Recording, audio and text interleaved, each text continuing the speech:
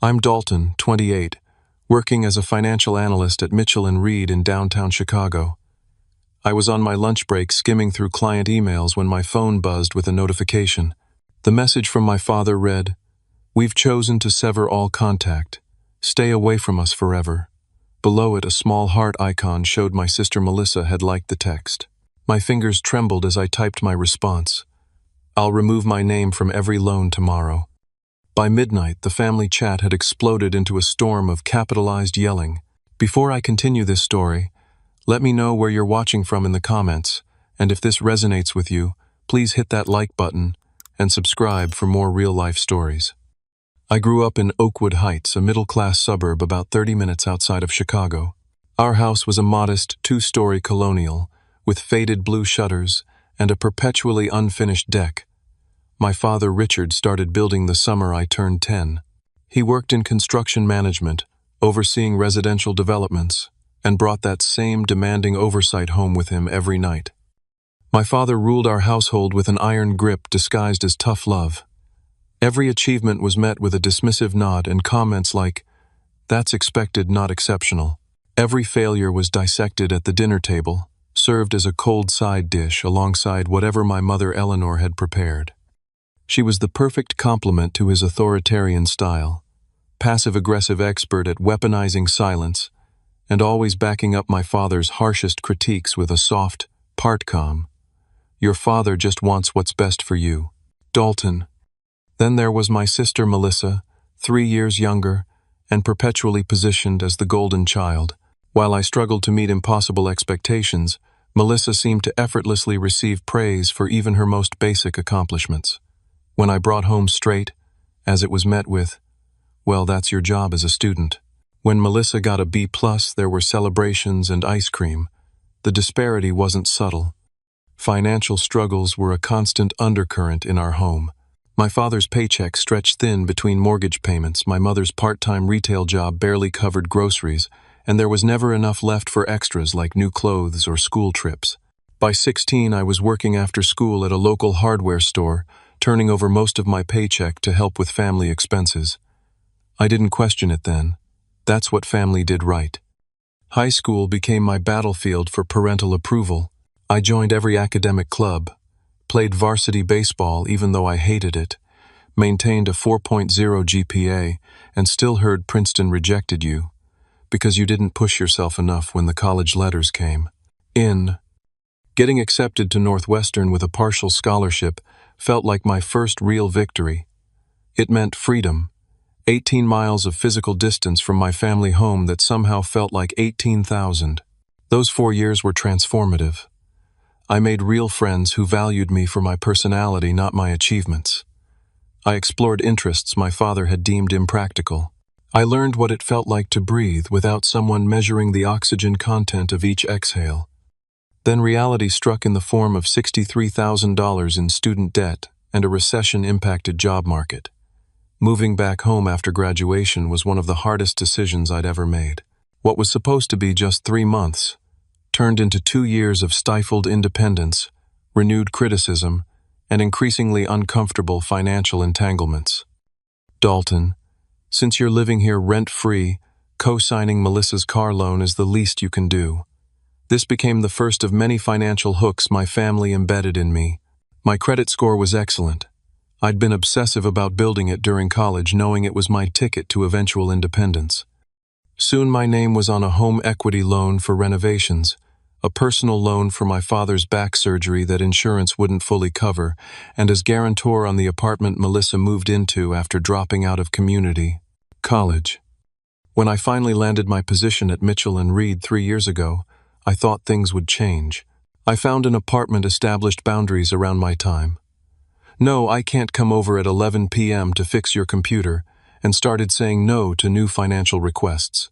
Each refusal was met with escalating emotional warfare. Guilt trips from my mother, angry tirades from my father, tearful accusations from Melissa.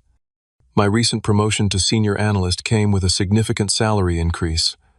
Somehow my family knew about it before I'd even received my first new paycheck.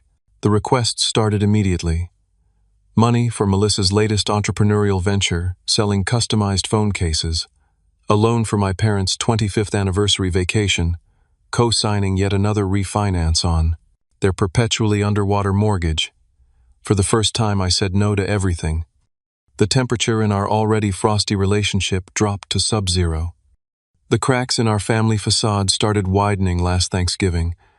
I'd brought a bottle of wine that cost more than $20, a small luxury to celebrate my promotion. My father took one sip and launched into a lecture about putting on airs and forgetting where you came from. When I mentioned I was considering buying a condo, my mother interjected with, "I hope you're not planning to move farther away. You already barely visit as it is." The truth was, I visited every Sunday, without fail, sitting through 3-hour dinners filled with critique and comparison. Each visit left me emotionally drained for days afterward. I'd started seeing a therapist, Dr. Lauren Mitchell, no relation to my firm, who helped me recognize these interactions as emotional manipulation. She encouraged me to establish healthier boundaries, advice that proved impossible to implement without conflict. When I started declining midweek dinner invitations to focus on work, or honestly to preserve my sanity, the guilt offensive began. My mother called daily with medical concerns that mysteriously resolved before I could suggest actual doctor visits. My father sent texts questioning my family loyalty. Melissa showed up unannounced at my apartment, usually when she needed money or a signature on something. The real breaking point came at Easter dinner 2 months ago. Melissa announced she wanted to open a boutique selling locally sourced crafts and needed just $20,000 to secure a lease in an up-and-coming neighborhood. All eyes turned to me expectantly. "I'm not in a position to invest that kind of money right now," I said carefully, keeping my voice neutral. "Invest? Who said anything about investing? We're talking about helping your sister." My father responded, his knuckles whitening around his fork. "I'd pay you back, obviously," Melissa added with an eye roll that suggested the opposite. "I've looked over her business plan," I tried explaining, "and the numbers don't add up. The market research is minimal. There's no clear—" "Oh, listen to Mr. Financial Analyst," my father interrupted. "Too good for honest work now, aren't you? Sitting in your fancy office judging real entrepreneurs." The argument escalated from there. My mother cried. Melissa stormed out. My father pointed his finger an inch from my face and said words, "I'll never forget. Everything you have is because of this family. Don't you ever forget that." I left early, ignoring the barrage of texts that followed. For the first time, I didn't apologize for the misunderstanding. I didn't smooth things over to keep the peace. I simply didn't respond. The weeks that followed brought escalating pressure tactics. My mother left tearful voicemails about how I was killing her with worry. My father alternated between icy silence and explosive phone calls. Melissa weaponized our extended family, telling cousins and aunts I'd abandoned her in her time of need. Suddenly, relatives I hadn't spoken to in years were messaging me about family obligations.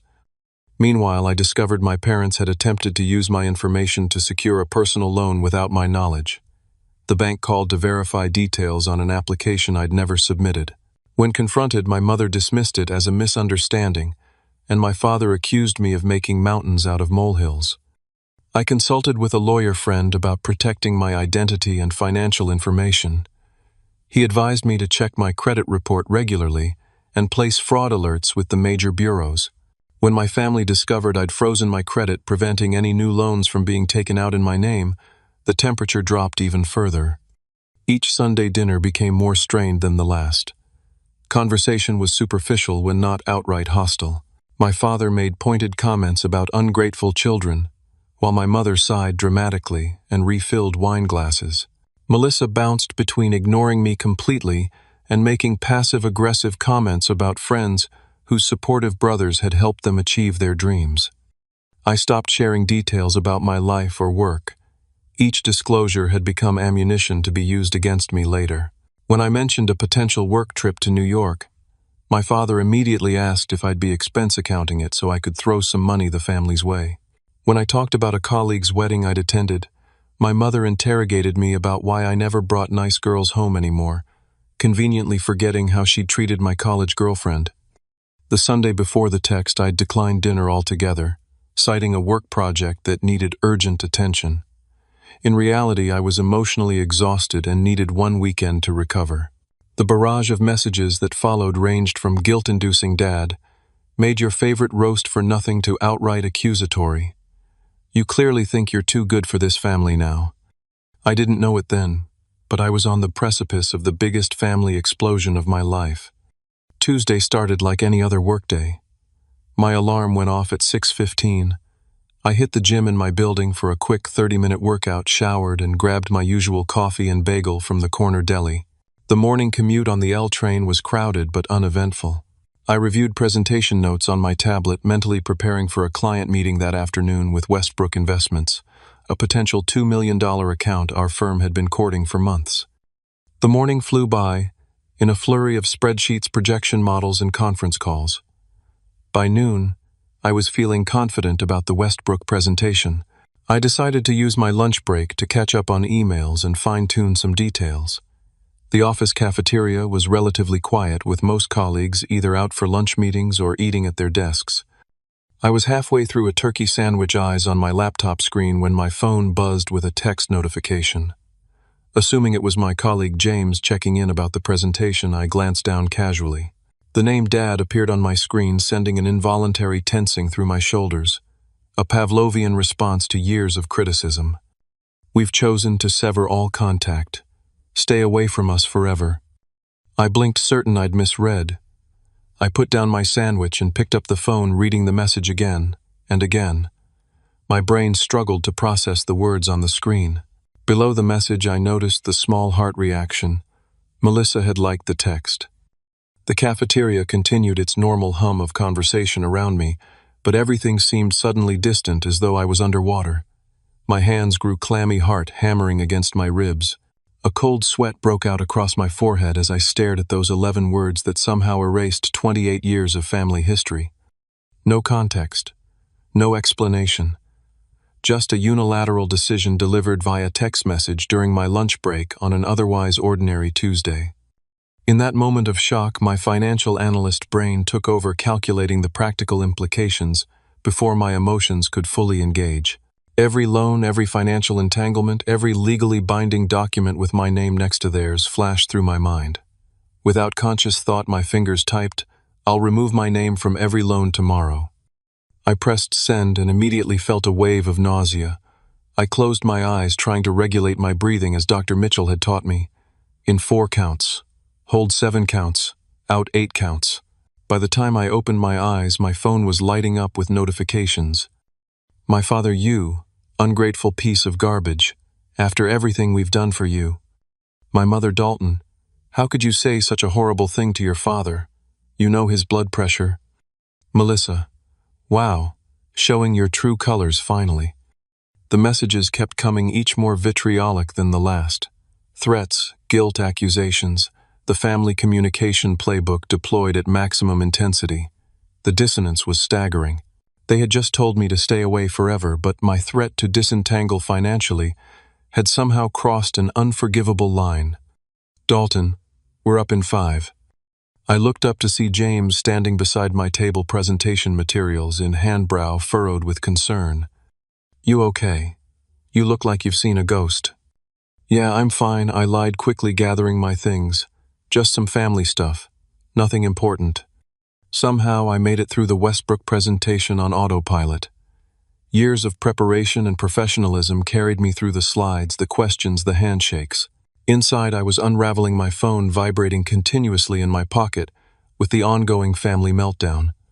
Back at my desk afterward, I finally scrolled through the messages. 47 texts in the family group chat, ranging from my father's all-caps rage to my mother's emotional manipulation to Melissa's increasingly personal attacks. References to my abandonment of the family, my selfishness, my betrayal. Not once did anyone acknowledge the original message telling me to stay away forever. My desk phone rang, the reception desk. Mr. Campbell, there's a Richard Campbell here to see you. He says it's urgent. My father had driven downtown in rush-hour traffic to confront me at my workplace. The thought of facing him in my professional environment with colleagues and clients nearby sent panic coursing through me. Please tell him I'm in a meeting and can't be disturbed. I managed to say, my voice surprisingly steady. 5 minutes later, my phone rang again. "Sir, he's becoming rather insistent. Security is asking if they should escort him out." The image of my father being removed by security guards was simultaneously terrifying and strangely satisfying. "I'll come down," I said, not wanting to create a scene that would inevitably reflect poorly on me professionally. In the lobby, my father stood red-faced by the reception desk, his construction management clothes, khakis, and a polo with his company logo, conspicuously casual among the suits and ties. "What the hell do you think you're playing at?" he demanded before I'd even reached him, voice echoing across the marble floor. "Let's talk outside," I said, quietly painfully aware of the receptionist's widened eyes. On the sidewalk safely away from my workplace entrance, my father unleashed the full force of his anger. How dare I threaten the family's financial security? How I'd always been selfish and ungrateful. How this temper tantrum would destroy my mother. On and on, a greatest hits compilation of emotional manipulation. "Dad, I finally interrupted you. Literally texted me to stay away forever. What did you expect?" He looked momentarily confused, then dismissive. "That was about Sunday dinner. You've been so difficult lately, we decided it wasn't worth the stress." The casual rewriting of reality left me speechless. That's not what the message said. "Don't be so dramatic. This is exactly your problem, always making everything about you." As he continued his tirade, my phone buzzed with a new notification. A public Facebook post from Melissa. "When your own brother threatens to destroy your parents financially because he's mad about being called out on his selfishness. Some people never grow up." Already comments were accumulating. Sympathetic responses from extended family friends from high school I hadn't spoken to in years, even my mother's church group members. The public smearing had begun. The drive home from work that evening remains a blur in my memory. Traffic crawled along the Kennedy Expressway, while my mind raced through 28 years of family history, re-examining every interaction through this new lens. Had I always been merely a financial resource to them? Had any of the love been real, or was it conditional all along? The questions circled like vultures, picking at my sense of self. I made it as far as my apartment building's underground parking garage before the emotional dam broke. Sitting in my car engine off, I finally allowed the tears to come. Great heaving sobs that left me gasping for breath, hands gripping the steering wheel so hard my knuckles turned white. I cried for the little boy who had tried so hard to earn his father's approval. I cried for the young man who had signed away his financial independence to help the people who should have been protecting him. Mostly I cried for the present-day Dalton, who had somehow become the villain in his own family story. When the worst of the storm passed, I pulled out my phone and called the one person I knew would understand without judgment. "Marcus, I need to talk. It's bad." Marcus had been my roommate sophomore year at Northwestern, and despite our different career paths, he went into software development while I pursued finance. We'd remained close. He knew my family dynamic better than anyone, having witnessed it firsthand during several disastrous campus visits from my parents. "I'm ordering pizza and coming over," he said without hesitation. 30 minutes. True to his word, Marcus arrived at my door with food, beer, and the kind of solid presence that made the apartment feel less empty. I showed him the original text, the explosion that followed, and my father's bizarre appearance at my workplace. "Dude," he said after absorbing it all, "this is next-level toxic." Am I crazy? I asked the question that had been haunting me. Am I the one in the wrong here? "Absolutely not," Marcus said firmly. "They told you to stay away forever, then lost their minds when you took them at their word. That's gaslighting 101. We spent hours analyzing the day's events, with Marcus patiently talking me through each emotional landmine. When my phone continued lighting up with notifications, more family messages, social media alerts, even emails from extended family members who'd somehow gotten involved, he suggested I turn it off completely for the night. "Tomorrow's soon enough to deal with the fallout," he advised. "Right now you need rest." But rest proved elusive. After Marcus left, I lay awake until 3 in the morning, replaying family memories like an investigator searching for clues I'd missed. The fishing trip when I was 8 and caught my first bass, my father's rare smile of approval. My high school graduation when my mother hugged me and whispered she was proud. helping Melissa with her science fair project the year she won first place. Had those moments been real, or was I romanticizing a family that never truly existed? Morning brought no clarity, only exhaustion and a throbbing headache. I called in sick for the first time in 3 years, unable to face the professional mask required at the office. Instead, I spent the day methodically documenting every financial connection between myself and my family members. The list was longer than I'd realized. Co-signer on my parents' home equity loan, $35,000 remaining. Guarantor on Melissa's apartment lease, 17 months remaining. Joint holder on a family credit card, $8,000 balance. Co-signer on Melissa's car loan, $12,000 remaining. Personal loan to my father for medical expenses, $7,000 to be repaid when possible. My name on various utility accounts at my parents' house from when I lived there. The financial entanglement was extensive, deliberately so.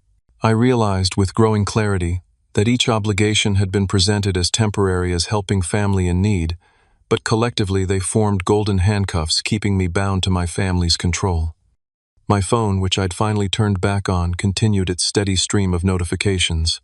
My father had called my direct supervisor claiming a family emergency and asking inappropriate questions about my work schedule and salary details.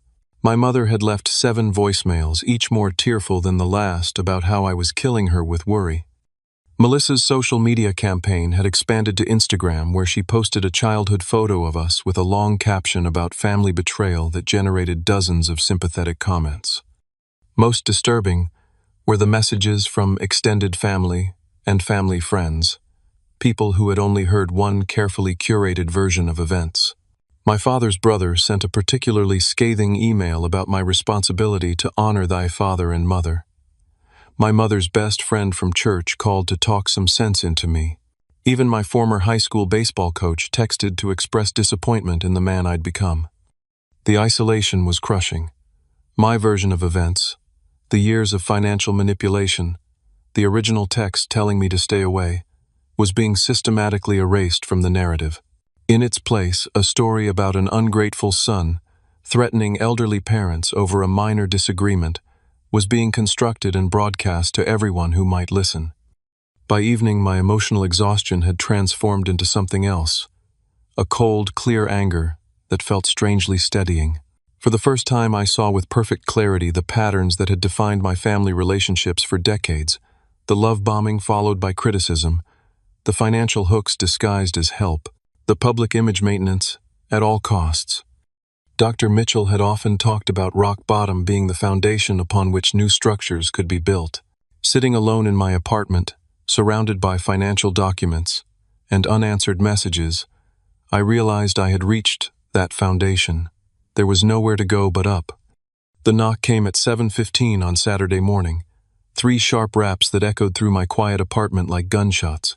I'd been awake for hours, already reviewing emails from financial institutions about the process of removing myself as co-signer on various loans. Through the peephole, I saw my mother's carefully styled hair and Melissa's impatient shifting from foot to foot. For a moment, I considered not answering. Then, squaring my shoulders, I opened the door. "Oh, thank God," my mother exclaimed, pushing past me into the apartment. "We've been worried sick." Melissa followed, giving the space a dismissive once-over. "Nice place," she said in a tone that suggested the opposite. They hadn't called ahead, hadn't texted to see if I was available. The intrusion was deliberate, a power move designed to catch me off guard in my own space. I closed the door slowly, gathering my thoughts. "What are you doing here?" I asked, keeping my voice neutral. My mother's eyes immediately welled with tears. "Is that any way to greet your family, after everything we've been through this week?" "You told me to stay away forever," I reminded her, "and now you're in my living room at 7 in the morning on Saturday." "Don't be so literal," Melissa snapped. "God, you always take everything so personally." My mother settled onto my couch without invitation, purse clutched in her lap like armor. "Your father is beside himself. He hasn't slept in days." "Because of the text he sent, or because of my response?" I asked. "Both, I suppose," she sighed dramatically. "You know how he gets when he's upset. He says things he doesn't mean." I remained standing, unwilling to be physically positioned beneath them, and the part about severing all contact, staying away forever. Did he mean that? Well, you've been so distant lately, my mother hedged. Constantly canceling plans, always too busy for family. What were we supposed to think? The revision of reality was dizzying. In their version, my father's text was a reasonable response to my behavior, not the catalyst for the entire conflict. I felt the familiar pull to apologize, to smooth things over, to accept their version, to keep the peace.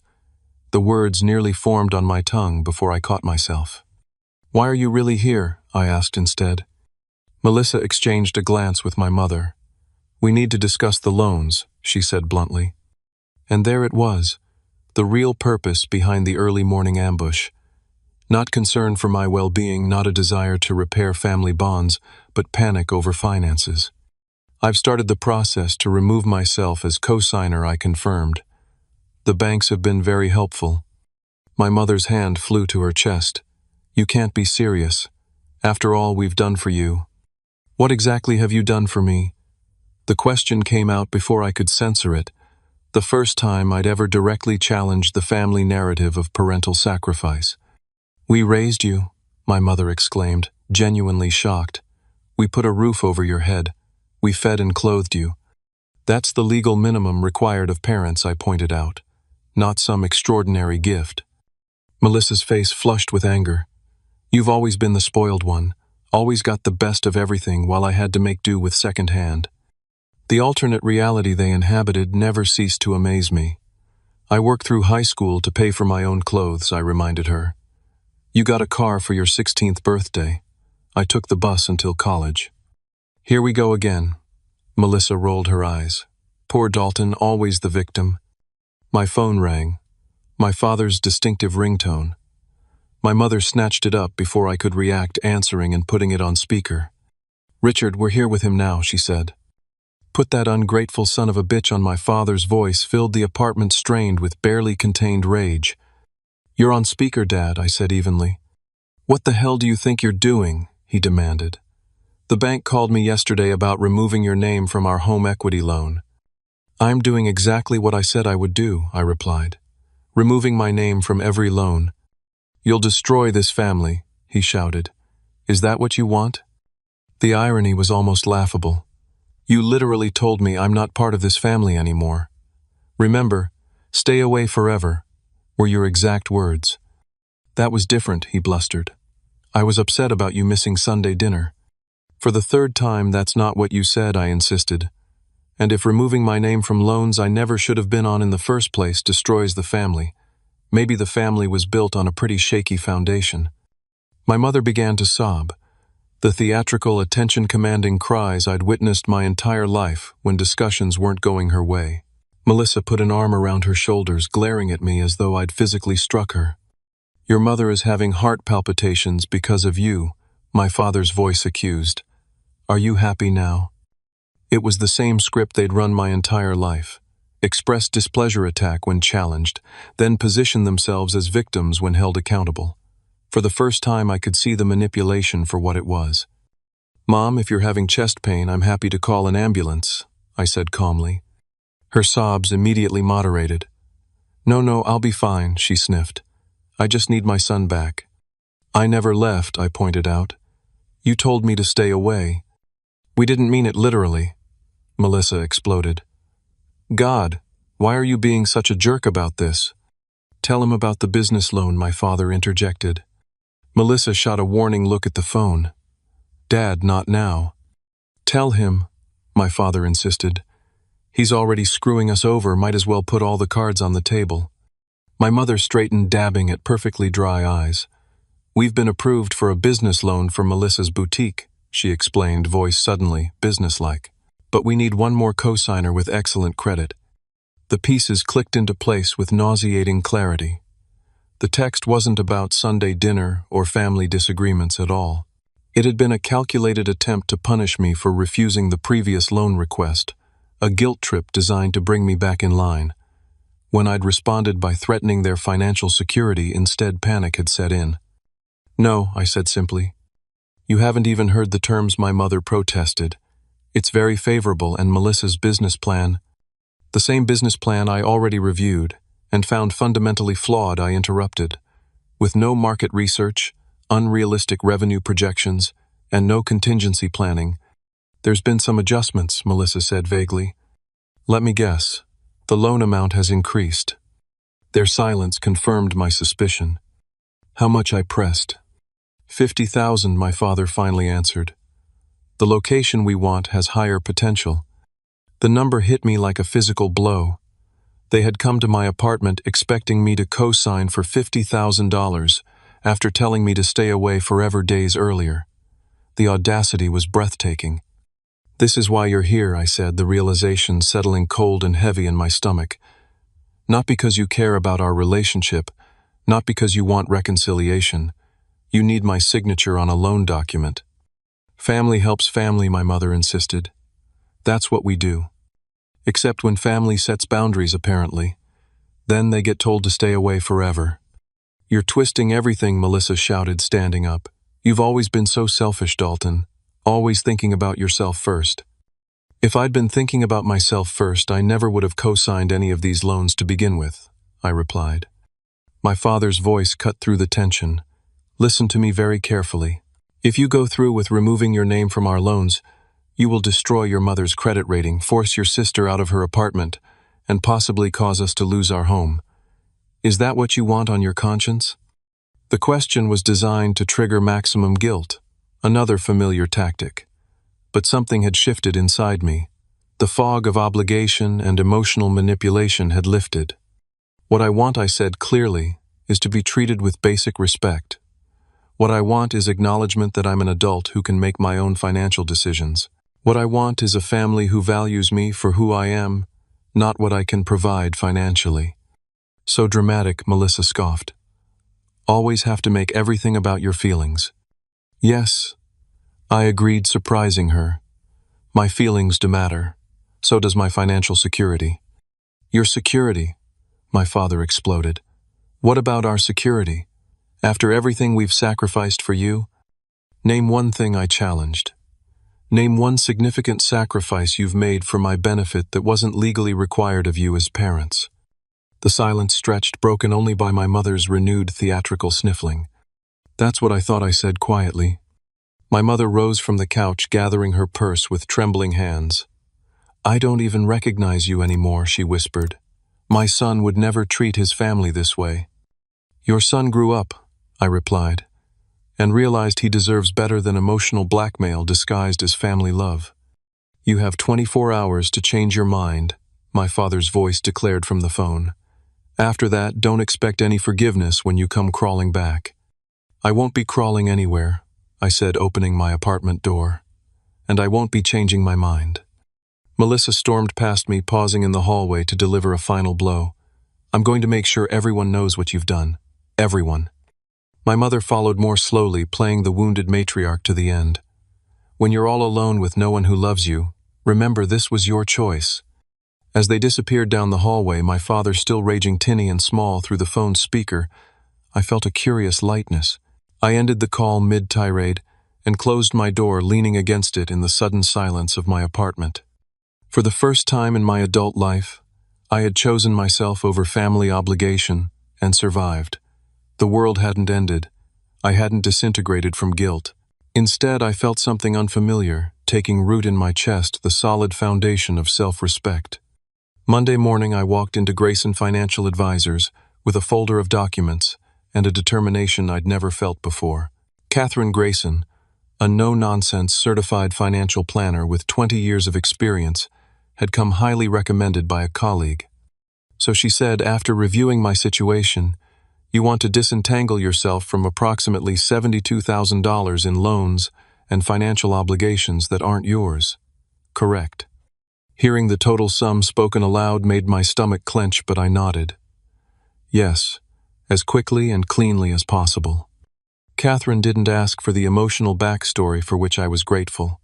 She simply laid out options, consequences, and timelines with clinical precision. Some loans could be refinanced by the primary borrowers if their credit allowed. Others might require full payment to remove my name.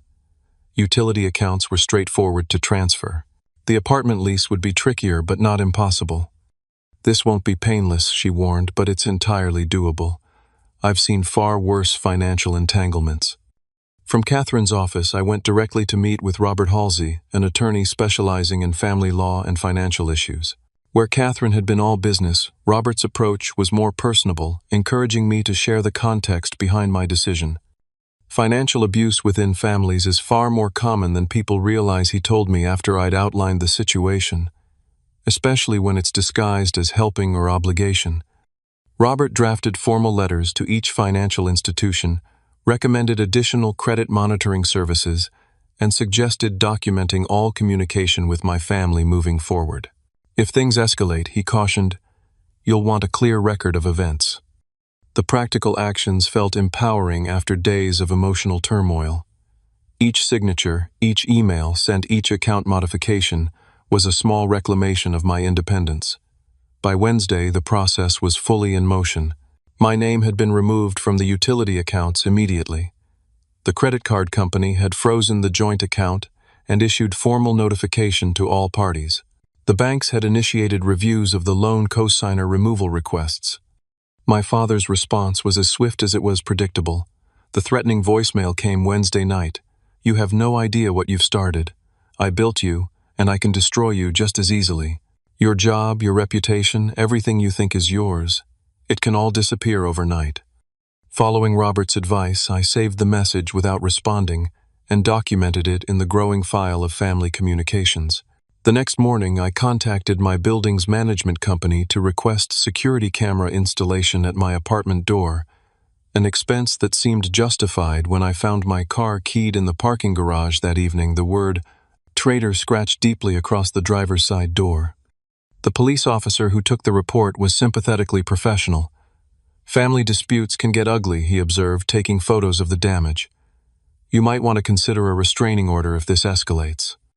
Melissa's social media campaign continued gaining momentum, with daily posts about family betrayal and vague references to financial abandonment.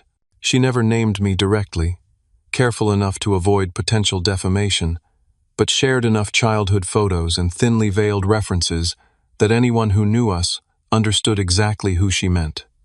Former high school classmates, distant relatives, and family friends left hundreds of supportive comments, most condemning my alleged behavior, without knowing any details. The digital pile-on was painful, but clarifying. Many of these people had witnessed my family dynamic growing up, but had accepted the carefully curated public image my parents had maintained.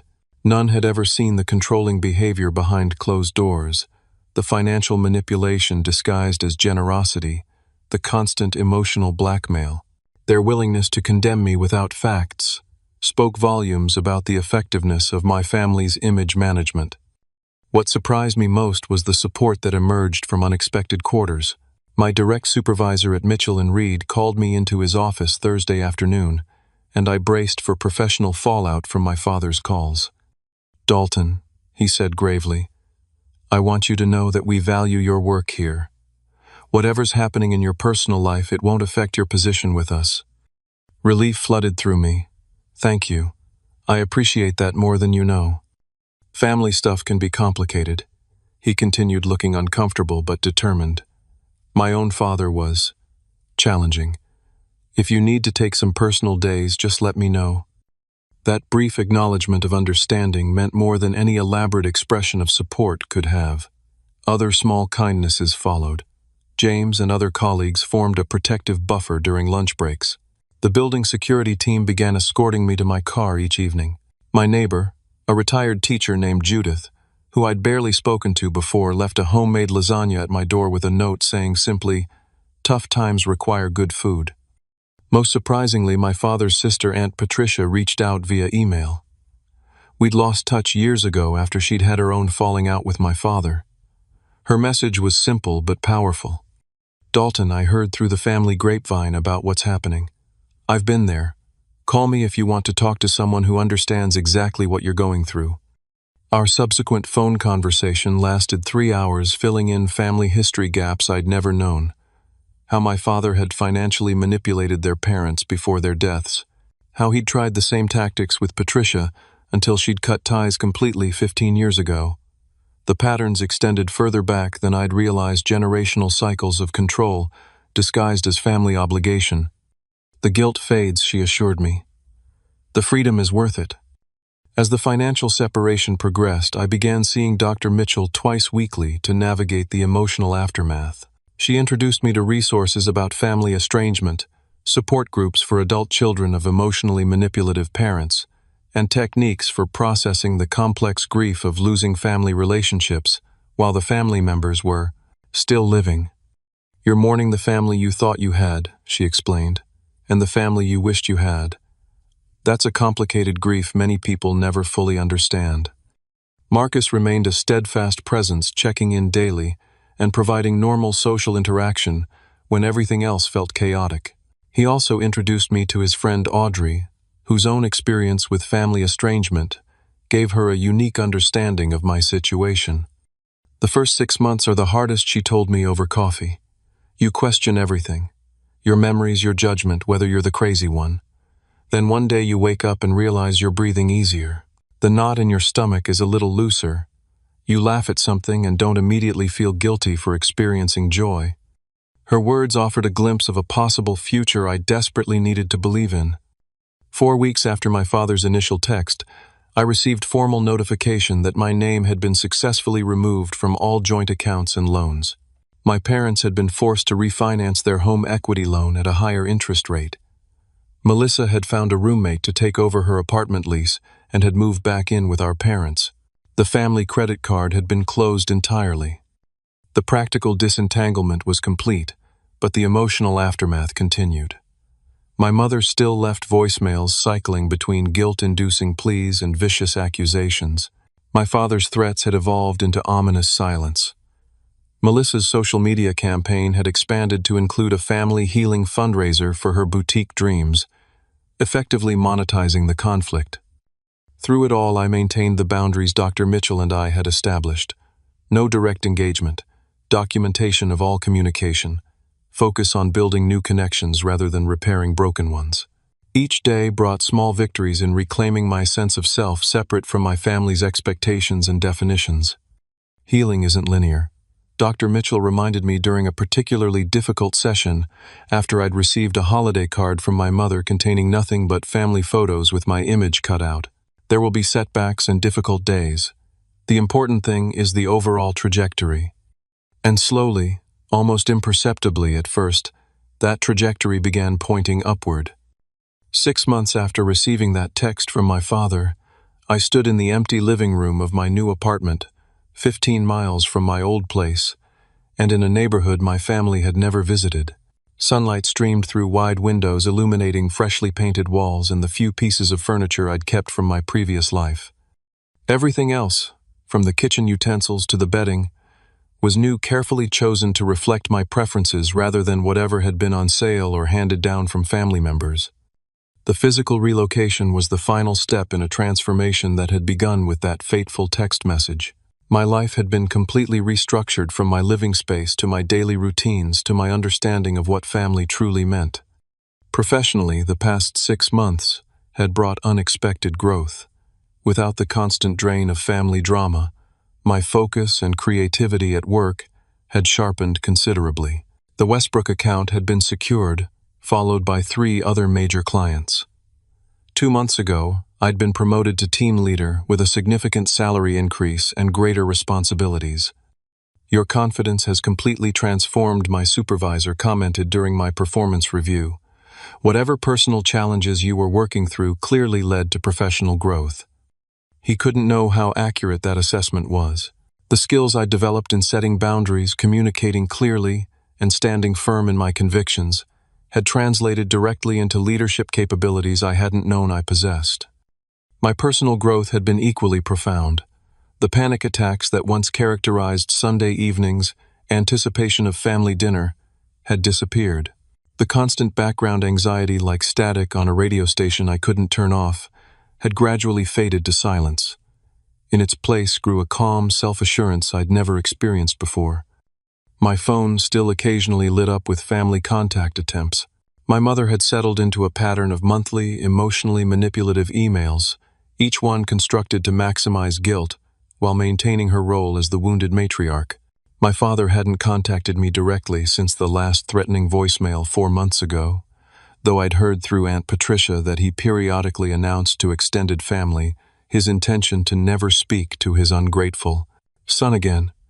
Melissa's approach had evolved with calculated precision. After her social media campaign had stopped generating sufficient attention, she'd pivoted to portraying herself as the compassionate peacemaker. Her most recent message had been a carefully worded invitation to begin healing our family wounds, sent coincidentally just after she'd been denied another business loan without a co-signer. Each contact attempt had become easier to recognize for what it was: not genuine connection, but hooks designed to pull me back into old patterns.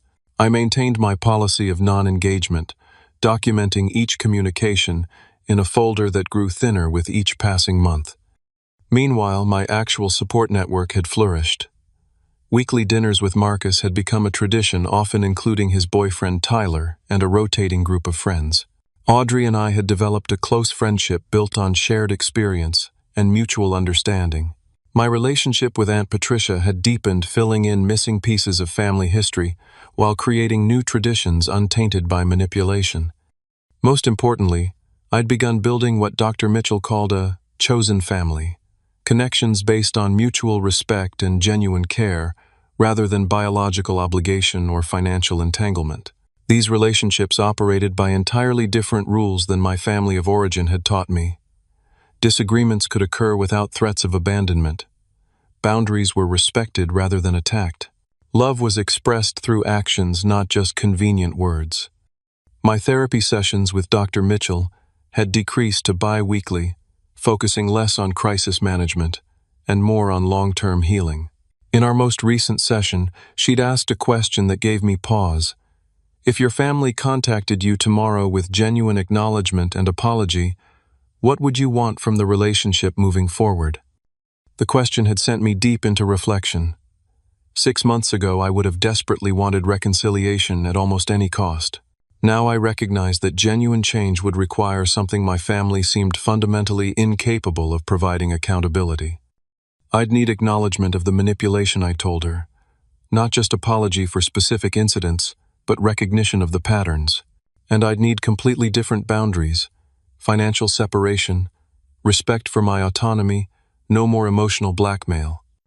And if they can't provide that, she asked gently, then I continue on the path I've chosen, I said, surprised by the peace I felt with that answer. I've learned that family isn't defined by blood or obligation. It's defined by mutual respect, support, and healthy love. That realization, that I could create meaning and connection without sacrificing my well-being to toxic family dynamics, had been the most profound gift of this painful journey. Standing in my new apartment, unpacking boxes of carefully chosen items that represented the life I was building for myself, I felt an overwhelming sense of gratitude. Not for the text that had started this journey, the cruelty still stung when I allowed myself to remember it, but for the strength I'd found in responding to it. For the first time in my life, I had acted in alignment with my own values, rather than reactive fear or obligation. I placed a framed photo on my new bookshelf. Not a family portrait, but a picture from last month's weekend trip to Lake Michigan, with Marcus, Tyler, Audrey, and other friends. Laughing faces, genuine smiles, the sunlight catching the water behind us. This was my family now, chosen, deliberately maintained with care, connected by love rather than obligation. The journey hadn't been easy, and it wasn't completely over. There would be difficult holidays ahead, awkward conversations with acquaintances who didn't understand family estrangement, and undoubtedly more attempts at manipulation from my family of origin. But I had developed the tools to navigate those challenges without losing myself in the process. My father's text, "We've chosen to sever all contact. Stay away from us forever," had been intended as punishment for my growing independence. Instead, it had become the catalyst for true freedom. In trying to control me through rejection, my family had inadvertently released me from the chains of toxic obligation that had bound me for 28 years. If you're watching this and something in my story resonates with your own experience, please know that you're not alone. Family relationships should uplift and support you, not drain and control you. Sometimes the most loving thing you can do, for yourself and ultimately for them, is to establish boundaries that protect your well-being. Have you ever had to set difficult boundaries with family members? Share your experience in the comments below. And if this story helped you feel less alone, please hit that like button and subscribe for more real-life stories about finding strength in challenging situations. Thank you for listening to my journey. And remember, the family you choose can be more healing than the family you were born into.